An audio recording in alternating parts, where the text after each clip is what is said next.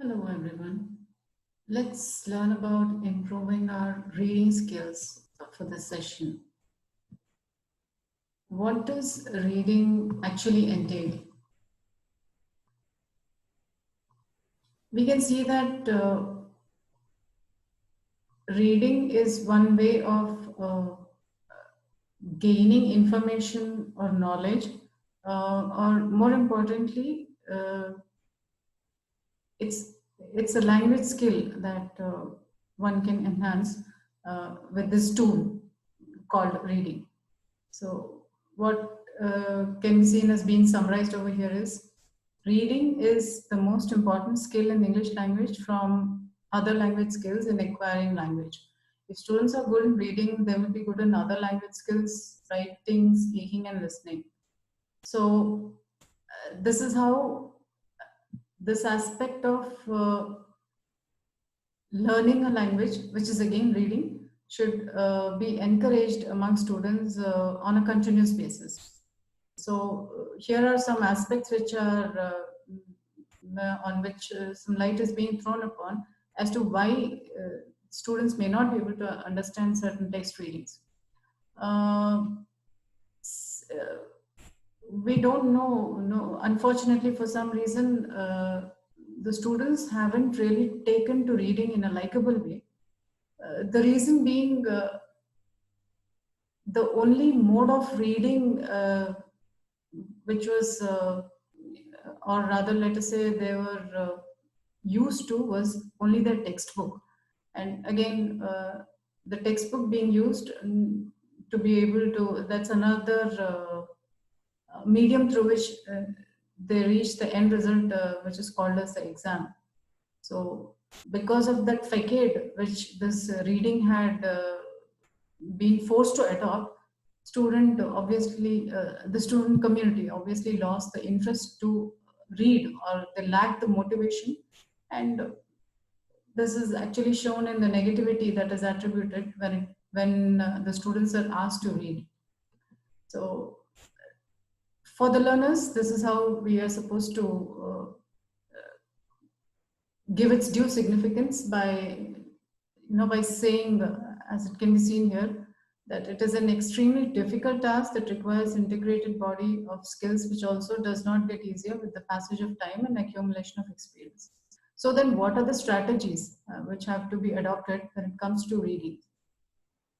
uh, Needless to say, it is the teachers who have a very important role in promoting the skill of reading amongst the student community. There are certain tools, or let us say skills or strategies, that can be adopted to make the students inclined towards reading. So what are those mental operations involved when the readers are asked to read a text effectively? Let's see. We can see that the key aspects related to reading have been laid down here as pre-reading, while reading, and post-reading stages. Let us learn what all these are about. They are very important when teaching a reading text. Each of these stages has its own characteristics, although they are related to one another. That is, the pre-reading stage leads to the while reading stage, and finally to the post-reading one. These stages make the student understand and comprehend text reading. Okay, as the heading suggests, pre-reading, while reading, post-reading, these are, like the title itself is suggesting, various stages in the process of reading, which might eventually lead the student to look into what is it that they've finally understood in this whole process of reading. So let us see, what does this pre-reading strategy actually mean? Uh, I would say, let the students have an overall idea. If not an overall idea, let them be aware of what is in store for them in that piece of text which they are going to read. So that is what is being told over here. The pre-reading stage also helps to make the next stages of reading more easily adaptable for the reader. That's basically one of the aims in this first step of reading, which is also called pre-reading. So what are the activities that are involved here? Activate prior knowledge, set a purpose, preview. Yeah, this is invariably what almost all of us in the teaching fraternity do.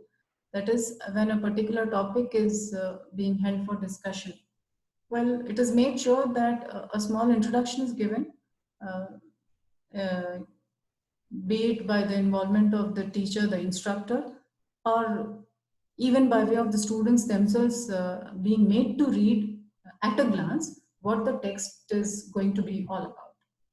Then, what are the things that are to be done while the reading is being done? Well, the students can be asked, we can see over here in this slide, they can be asked to read silently, reread, read aloud, check predictions, monitor, or comprehension is to test the students' ability to what extent have they been able to understand what they had just read now. Okay, now once the pre-reading is done with and the students have actually gone through the content, what happens after these two stages are dealt with? To check the students' comprehension and retention of the information of a text that they've already tackled.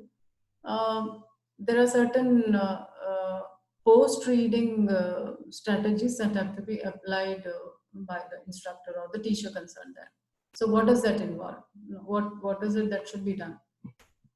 Summarizing or paraphrasing, reflection, being able to find relationship from what has been read by them, and more importantly, I would say the students' ability to be able to interpret what has been read by them so far. Here you can see one or two bullet points that can be seen. Make connections and confirm predictions. This is very integral to the whole process of reading, is what I would say.